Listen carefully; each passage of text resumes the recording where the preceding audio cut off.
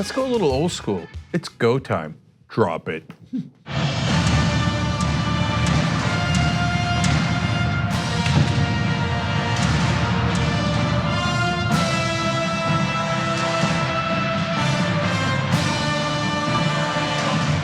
Power panel. Jayar Jackson, Cenk Uygur, John Iadarola. We like pie. Oh, hi. How's it going? Welcome to our room. Okay, so big show as always ahead for you guys. Don Jr. says horrible things. People in West Virginia say horrible things, but there's a good twist in that story. Democrats in West Virginia aren't playing, man. So they will kick your door down. So that's what happened. So that's awesome. So that's later in the show, and then Jared Kushner. How did he get that security clearance? Love that story. And of course, they're throwing stuff at the wall at CPAC, and I think you know what they're throwing at the wall. Okay, so all of that. Don't miss a minute of it as usual. I'm gonna get right into it. Jayar Jackson's got the first story. I mean, why not? Hey, everybody, how you doing? Hey, everybody. Sounds like Anna. Let's get it going. Okay, so 2 days, a couple days right after the Donald Trump Kim Jong-un summit part 2, the talk is less about the failure in talks with sanctions and potential nuclear things falling apart, but more about Donald Trump's belief about Otto Warmbier and Kim Jong-un having absolutely no knowledge of the torture and eventual death of the American. Let's revisit what he said about that after the talks. Well, I know the Warmbier family very well. I think they're an incredible family. What happened is horrible. I really believe something very bad happened to him, and I don't think that the top leadership knew about it. And when they had to send him home, by the way, I got the prisoners back, I got the hostages back, and Otto was one of the hostages, but Otto came back in shape that was not even to be talked about. I thought it was horrible. Now, the others came back extremely healthy, but Otto came back in a condition that was just terrible. And I did speak about it, and I don't believe that he would have allowed that to happen. It just wasn't to his advantage to allow that to happen. Those prisons are rough. They're rough places, and bad things happened. But I really don't believe that he was. I don't believe he knew about it. Did he tell you that he did not? Did Kim Jong-un tell you? He felt badly about it. So Kim Jong-un felt badly about what happened to Otto Warmbier. He must not have had any knowledge of what was going on in this country with those rough prison camps run by rough people who were told what to do roughly by some unknown guy. But he continues on. He had more to say because you think maybe he just talked himself in a box and he could come out of it. Let's let his last words on this go.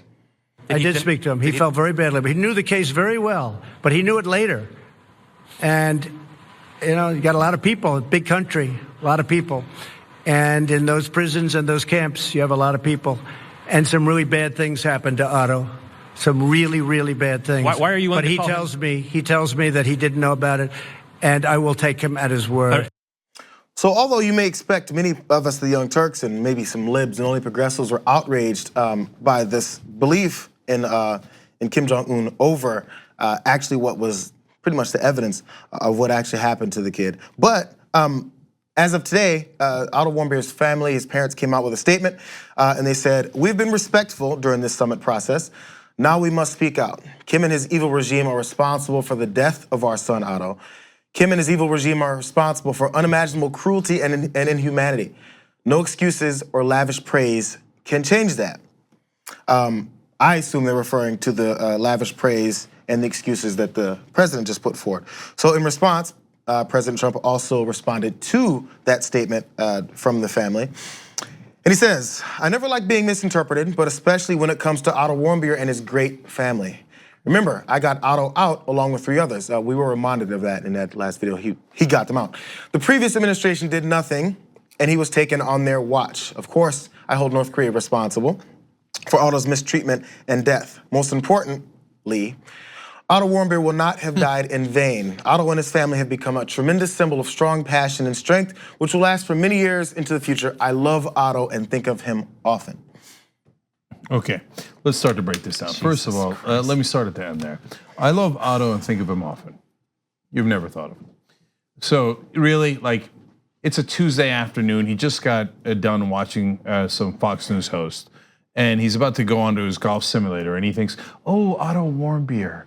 Okay, he's not earned the credibility needed for us to believe that statement. Okay, now you could say that's the least important part of the story. I hear you. I just don't believe that he has a empathetic bone in his body.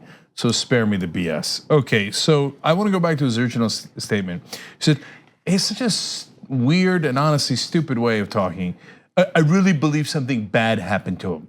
Yeah, we got that sense when he arrived in a coma with brain damage and then died almost immediately thereafter. Did you figure that out, sleuth, that something really bad happened to him? I really believe that. Yeah, we all believe that. He died immediately. Okay, so, but the others came back extremely healthy. That's a good excuse. Well, they only, put one of our American citizens that they basically took as hostages and pawns into a coma, but the other 3 were not in comas. Wow, you must be so proud, Donald Trump. He said, I don't think Kim Jong-un would have allowed that to happen. What do you mean allowed that? You think, happened. 1, it did happen. 2, he runs the whole country with an iron fist. 3, you think that they took an American citizen and didn't tell Kim Jong-un? You think that an American citizen in a North Korean prison got brain damage somehow so badly that he's in a coma and they didn't tell Kim Jong-un? Just listen, I partly defended him on this yesterday, saying, look, it's a tough line to walk because you want to be respectful of the Warmbier family and acknowledge that obviously Kim Jong-un's administration did this, but at the same time, you want to keep the talks going, and they're very sensitive, and Donald Trump can relate to that. And Kim Jong-un also has very thin skin, and you say anything wrong, and he's going to say, "How dare you?" et cetera, et cetera. But he can't walk the line. He's a serial bungler. So he bungled this one too by being needlessly over the top praiseworthy of Kim Jong-un and saying, I know he's a great leader. Stop talking. Stop talking. But it's a big country, lots of people in it. It's a big country, lots of people in it. Okay, and yeah. Oh, and out of all the millions of North Koreans, we took a couple of American hostages, basically. Oh, I don't know. It's a big country. There's lots of people. There's almost nothing going on in North Korea. Yes, he knows about Otto Warmbier. There's also almost nothing going on in his brain. The way that he talks about what goes on in the prisons, the way he talks about what goes on in the country, and with the leadership as well, it doesn't seem to bother him that this guy is a totalitarian dictator. He says it's very rough what happens in those prisons. A lot of people in those prisons, very rough. Okay, who set them up? Who sets the policies that results in political prisoners being sent there to toil and eventually die, and then have their families tortured and killed as well? Who is the one that is doing that? Why are there 130,000 people in those prison camps? Can you think about it for even a second? Who's setting the policy for that?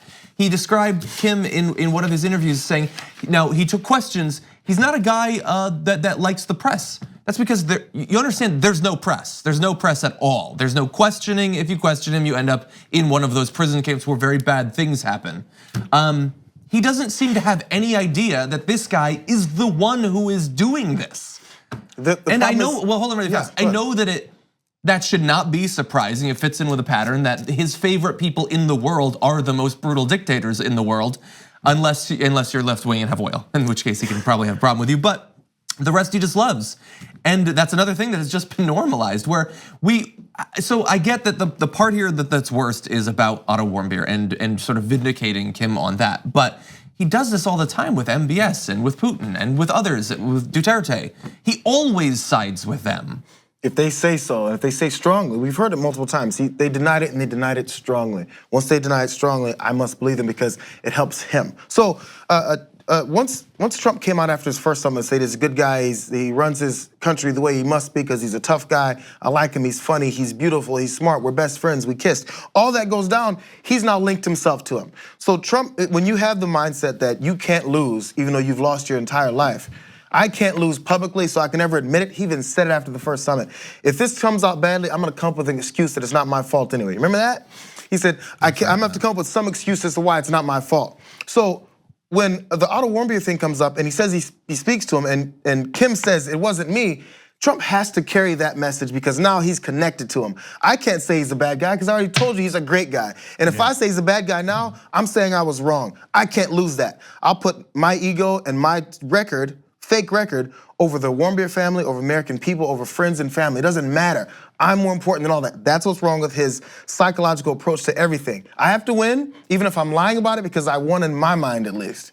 Yeah, and again, yesterday I gave him a little bit of credit as well for walking away because it wasn't a good deal. That's good, and we can't criticize in both directions and say, hey, he agreed to a bad deal, and if he doesn't agree to a bad deal, then turn around and blame him for it. No.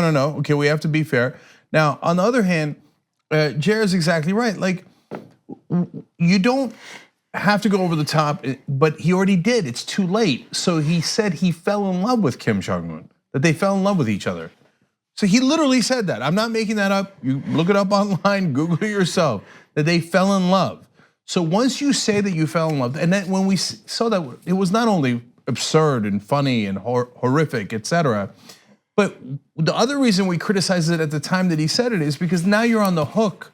So now it's harder to turn around and say, hey, he's not living up to his end of the deal, or we can't, etc., because you're already in love with him. So now he has to keep going in that direction, and that's why he does these weird, needless, gratuitous statements about how, he couldn't have known. It was just a big country. Kellyanne Conway came out and backed him up, of course, and said, there's no indication that Chairman Kim knew what happened to Otto Warmbier when it happened. Nobody's putting an American in a coma and not telling Kim Jong-un. That's not gonna happen, come on. No one in America believes that. So you don't have to say it. You don't, all you have to say is, it's a tragedy what happened. We gotta continue with the negotiations. But he can't bring himself to do even that. And the last thing for me is, look, to Jayar's point again about, and John's too, about Mohammed bin Salman and all the other dictators that he automatically believes. Well, he says he didn't know about that they chopped him up, okay? Putin says he didn't know that they were interfering in our elections. And he denied it strongly, right? So it's all to his advantage, etc. But like when Roosevelt did a deal with Stalin to fight Hitler, it was a necessary evil, okay? And so it's super easy to turn around and criticize him, but no one does, and rightfully so. But he didn't have to come out and be like, I've fallen in love with Stalin, okay? And what he's done to his people is strong, it's great leadership. You don't have to say that. Yeah. You just say, hey, we're fighting Hitler. What am I gonna do, right? So, but I don't think he has any empathy for the people of North Korea. So that's why we're all like confounded. Why? Why do you go say stupid things like that? It's because, he knows they have concentration camps. He thinks, well, do they have power or don't they have power? Those people in the camps don't have power. What do I care, right? So it never occurs to him to be a decent human being for a second and think like, I don't want to overstep praising this guy. I know we're in negotiation, but I don't want to overstep here because this guy runs concentration camps, right? Doesn't know, or does know, doesn't care. Yeah. So as Trump continues to step in it, at least there's some Republicans that have had to find a way to try and push back without pushing back too hard, although some did get into that territory. Nikki Haley had to tweet in response to it also. And she tweeted, Americans know the cruelty that was placed on Otto Warmbier by the North Korean regime.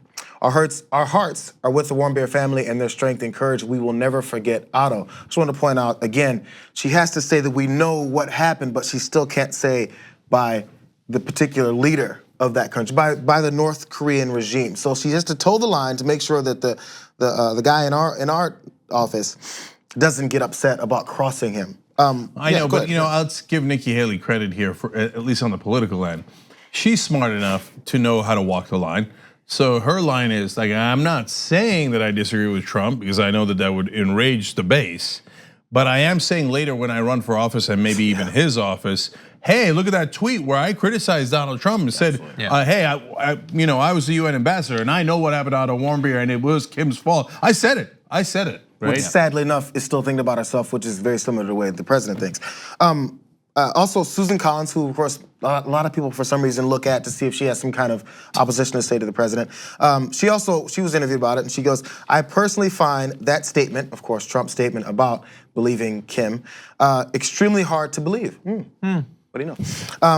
Rob Portman, but I will vote to put that statement on the Supreme Court. Absolutely. Let's go through the rest of Rob Portman, who is from Ohio, of course the state where the Warmbiers are from. He came forward and he said, "I want to make clear that we can never forget about Otto. His treatment at the hands of his captors was unforgivable, and it tells us a lot about the nature of the regime. We can't be naive about what they did to Otto," we being Donald Trump, "about the brutal nature of the regime that would do this to an American citizen." And he continued to say, "I can't tell you specifically who was knowledgeable of it, but I would assume it goes straight to the top." So I'm not giving Republican senators any credit for this, and I'll tell you why. Because they don't want a peace deal with North Korea, and they didn't want Trump to go in the first place.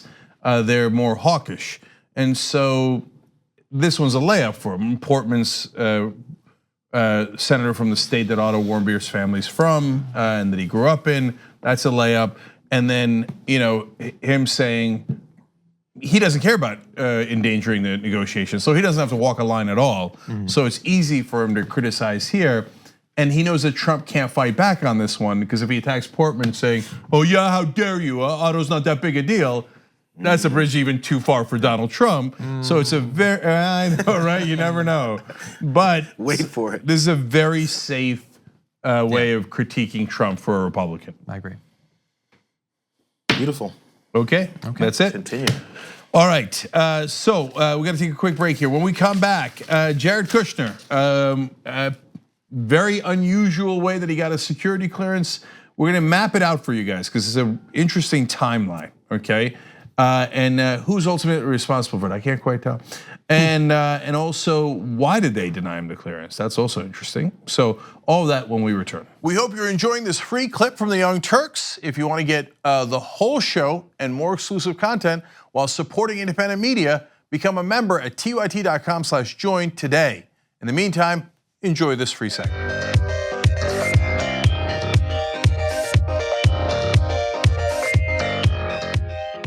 Welcome back to the Young Turks. Okay, lots of fun things going on.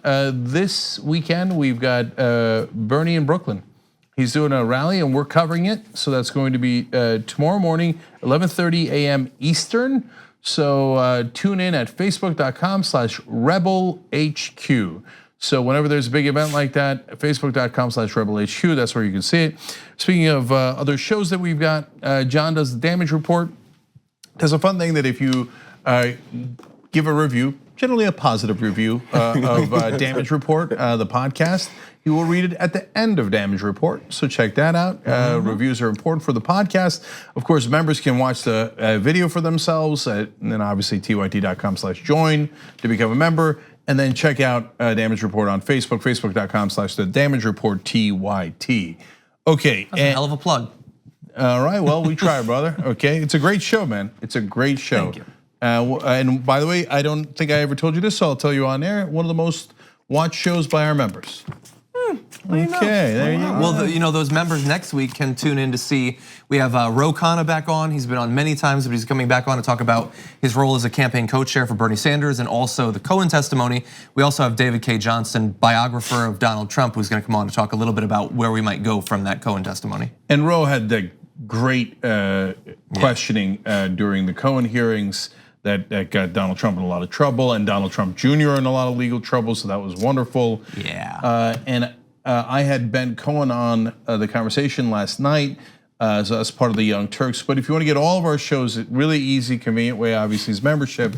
And free week if you want to try it out, tyt.com/trial. Okay, let me read, speaking of members, let me read a couple of those comments. Jet53 says, Kim Jong-un murdered his own half-brother, for God's sake. How could he not know what happened to Otto Warmbier? Very true. Oblix writes in, oh geez, thanks JR. Now I can't get Kim and Don kissing out of my head.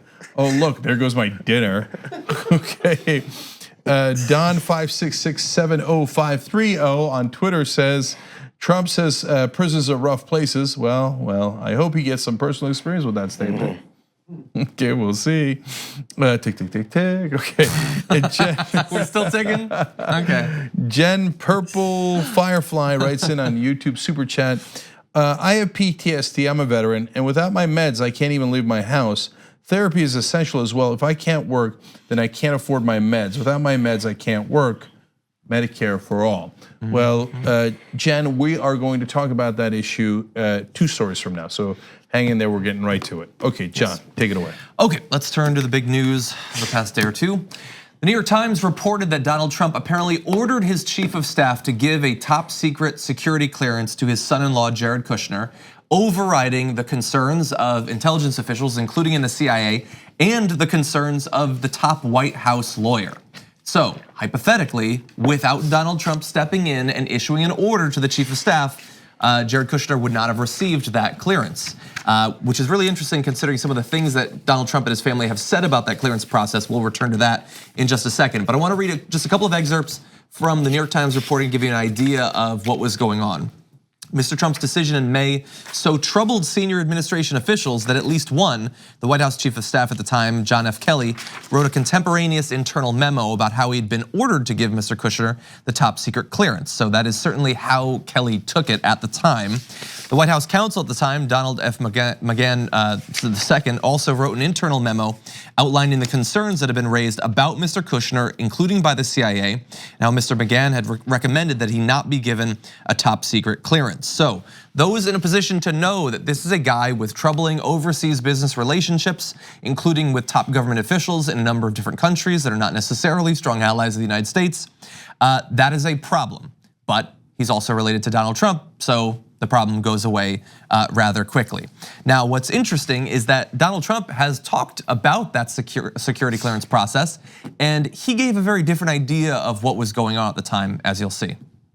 Do you tell General Kelly or anyone else in the White House to belittle security officials, the career? No, I don't think I have the authority to do that. I'm not sure I do, but I wouldn't do it. Jared's a good. I was never involved with his security. I know that he, just from reading, I know that there was issues back and forth about security for numerous people actually, but I don't want to get involved in that stuff. Okay, so that was not that long ago, but he implied that he had not been involved at all. And in fact, he was only learning about it in the same way that we would from reading news reports. Now, let's go to very quickly a source even closer to Jared Kushner. That would be Ivanka Trump, who is also very clear about Donald Trump's hands-off approach to the situation. There were some issues early on, and there are a lot of people that question whether you were given special treatment by the president, overriding other officials. Can you speak to that? There were anonymous leaks about there being issues, but the president had no involvement pertaining to my clearance or my husband's clearance. Zero. What were the problems early on? There weren't any. You weren't paying attention, Ivanka. There were some problems. So, in the style of John Oliver, let's drop the balloons from the ceiling. We got him, people. He was obviously lying. Trump lying, no, say it ain't so. So 3 different ways to break this down. First of all, on the lying, understand the New York Times story is backed up by 4 different administration officials. At the time, when they asked John Kelly, who was the chief of staff at the time, to back up Kushner's lawyer, who said, no, we went through the normal process. John Kelly would not respond. He did not agree that they went through the normal process. And so the lawyer keeps saying, well, look, normal process, right? He didn't say that it was authorized during the normal process. He said it went through the normal process, which is, I guess, in a sense true. And that's why lawyers speak in the ways that they do. They go, well, it did go through the normal process. And then when that didn't work, we authorized it through the non-normal process. Okay, I didn't say how it got authorized. So now that's a savvy lawyer, of course. Trump, not so savvy. Oh, I don't get involved in that stuff. And why do you think Kelly and Don McGahn, the White House counsel, wrote it down in a memo? Because they know that Trump's gonna lie about it later. So as soon as the meeting's over, the same reason James Comey and Andrew McCabe wrote down memos after talking to Donald Trump. They're like, well, I'm gonna tell the truth here because this guy's gonna turn on me later. Absolutely. Okay, yeah. And so they didn't want to be on the hook. Now I want to explain in terms of how this normally works, okay? The FBI gathers the information, the background information on someone, and then hands it off to the White House. And the FBI does not make the decision on whether you get security clearance or not. But it doesn't go from the FBI to the president. It goes from the FBI to the White House's Personnel Security Office. And in this case, the Personnel Security Office had a disagreement. People within the office, some said he should get clearance, apparently according to the New York Times reporting, and others said, no, he should not get clearance. So then the third step is it then goes to, if there is a disagreement, normally there isn't, and the security office decides at the White House and we're done with it. But if there's a disagreement, it goes to the White House counsel, Don McGahn, and that's why we're talking about this. He was the White House counsel at the time. And Don McGahn goes, no, he should definitely not get a security clearance. And then Trump's like, just make it happen, according to the reporting. And he's like, all right, I'm gonna write a memo as to why he should not get security clearance, because this is a really bad idea, and I didn't authorize this, okay? And then it goes to John Kelly. Now, John Kelly's not normally part of the process except for the fact that he's the chief of staff to the president. And Trump's like, what? He apparently told several aides, just make it happen. One of them was like, no, I can't. I'm not in the chain of command there. I don't know what you want me to do, right? Like the secretary walks in, yeah, give him security clearance. What? What am I supposed to do, right? So John Kelly's like, I'm not giving it to him. I'm writing a memo. He wrote a 5-page memo why he shouldn't get clearance. Wow. Okay, so we're gonna get to why he shouldn't get clearance in a second, because that's a mystery and it's an interesting one. But finally, the president does. I don't want people to get wrong impression here. The president does have the legal authority to do this. It is very unusual. Yeah. I don't know if it's ever happened before for the president to overrule his staff and say, oh, you guys don't think that he should get security clearance because he might be a security threat to the United States of America. And what do I care? Give it to him anyway. And it appears that's what happened here. So it's not illegal, he can do it.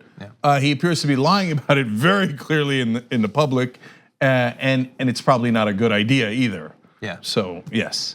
Well, he does have the legal authority in the same way that he has apparently the legal authority and ability to launch nuclear weapons, both reasons he should have never been put in the White House in the first place, just a reminder to all of us. But also, for Don McGahn, the people inside of the first office, first of all, but then Don McGahn, if there was some dissension, like some people saying he should get it, some people saying he shouldn't get it, to take a look at the evidence and then say, I'm going to say no to the son-in-law of Donald Trump, a guy who cares about his family, aside from Don Jr., more than anything else in the world. Obviously, that's going to not be received well by Donald Trump. It's Ivanka's husband, and yet was still willing to initially say no.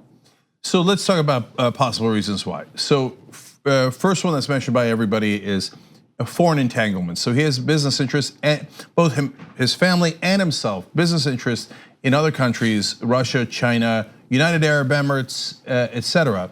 Now, we don't know if that's in and of itself why people were so concerned, but they seem awfully concerned. So it might be, well, he's not only has business interests, but he's trying to do deals. And that could be a real significant issue that would get it to this kind of controversy, right? So if he just has business interests in the rest of the world, so does Trump.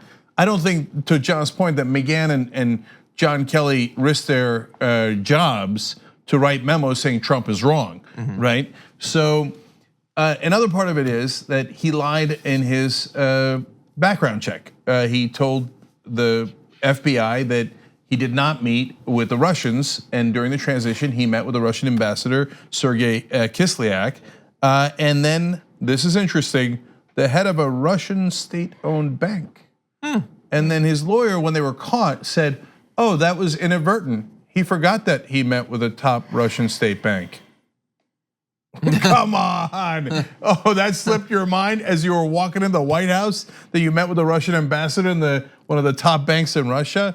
So that's of significant concern. Yes, when you have this many conflicts going on between multiple people, I mean, I would venture to say that the president also probably would have been rejected for his security clearance too, because he's got similar kinds of conflicts and potentially being held by other people because he owes them. But so the shifting of the lies, it always has to change. Even when it came to payments for Stormy Daniels, they always changed the reason for the lie. Like in that case, they changed it like, oh, it wasn't coming from campaign finances, but in reality, we found out it's because after he uses it from his foundation to pay for it. That's another problem that he has. In this case, first he's thinking, I don't have the authority, so I'll lie about that, when he has no idea whether he does or not, because he just bowls through whether he had it or not. But now, because the reason comes up that they're covering up potential problems that Kushner had, they didn't want to expose that part. So their lies shift based off of what we know.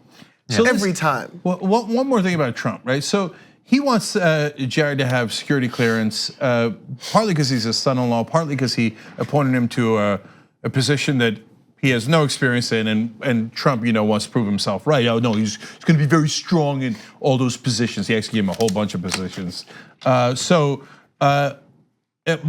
there's could be another reason, which I find to be far more likely, not just on top of those two, which is that now look, Jared has his own foreign entanglements, but my claim has been that I'm not worried about emails or tweets during the campaign and whether Trump and Putin talked about that. And I guess that's the main thing that the Democratic establishment is concerned about. I'm more concerned about collusion after the election. And so here they are, Trump's won. And that's when, remember, Eric Prince goes to Seychelles Island to meet with the Russians secretly, along with the United Arab Emirates, which Kushner also has a deal with. And so they do a secret meeting after the victory. And here's Jared Kushner, after the victory, immediately going to talk to the Russian ambassador and a Russian bank. Is he doing that on his own behalf? Or perhaps because he's a trusted person that Donald Trump can tell, hey, I got some business with the Russian bank. I can't go talk to them. Jared, you go talk to them. And so when his security clearance comes up and Trump knows he sent him to go, one possible theory, I want to be clear, right? Trump's like, yeah, I sent him on that. No, security clearance given. Fine. And by the way, he's going to need him to have security clearance if he wants him to do more secret deals, right? And so, by the way, the different levels of security clearance are fun, and I learned it today. I want you to know it because I didn't know the exact last phraseology for the last layer. So there's secret, which Kushner at one point got demoted to. Then there's top secret, which is the layer that he was at for a long time. And then there's the last layer, need to know. Okay, so the need to know was the issue at hand, and Trump decided that Kushner does need to know. And I mean, if anyone needs to know Trump's business dealings, it might be Jared Kushner, and that's why he might be in a lot of trouble. A lot of these guys are all caught up, and this is my last thing on it. But we keep forgetting. If you think Donald Trump is Teflon, think about Ivanka. She continues to be in the middle of all these things. It's her husband. She doesn't know anything that's going on. She's got businesses as well, and she blatantly lies right in front of someone's face too, right to Abby Huntsman's face as well. So I would like for sometimes for it all to stick. When you're working with what seems to be an international criminal, you're also an international criminal. So just because you sit there and you go, it wasn't me, it doesn't mean that suddenly you're off the hook. You're working with and committing the same lies that your father is. So we got to paint them all with the same brush, because somehow she'll just fly out of this and everybody, oh man, Kushner and Trump, you hear what they're doing? Yeah, so is Ivanka, and so is everyone else that's surrounding them, because they know, and they have to be held responsible for it. Yeah. But to be fair though, I think she'll look wonderful in orange. The date to look for now is March 4th, when the White House is going to be forced to respond to requests from Elijah Cummings and the committee about information about the security clearance process. They want documentation. They also want to conduct interviews with the people involved in it, because he apparently needs to know things too. Yes. But yeah, so we might find out a little bit. They specifically want to know what is the compromising information that would initially have barred him from gaining access to this information. So we might end up having that, or at the very least, some of the Democrats might. Yeah, well, that's the Democrats winning in November. That's one of the things that made a big difference, so God bless on that. How awesome would Jared Kushner under oath before Ro Khanna and AOC be? Oh, it's gonna be great. Don let's Jr. hope it happens. Don Jr. is Get that idiot in there. Oh God, please make that happen. They're gonna pull him out of there in handcuffs. He's gonna confess to so much. Okay, I swear it's not actually a real beard I painted on. But yeah. Okay. So and just super duper last thing. Adrienne Lawrence the other day had a great line that I keep repeating as we were doing the Michael Cohen hearings. To JR's point, she said criminals run with other criminals, and so Ivanka, Jared, Trump, they're all in on it. And you remember from day one, said Trump will resign if they got Ivanka. So, tick, tick, tick, tick, tick, tick, tick, tick. Okay. Do we want to take our second break? Sure, let's take a quick break. But the big topic here, there's a couple of big topics, but Pelosi on single payer, is she going to do it or not? Giant topic, giant conversation. So, tick, tick, tick, tick. No. All right, we'll be right back.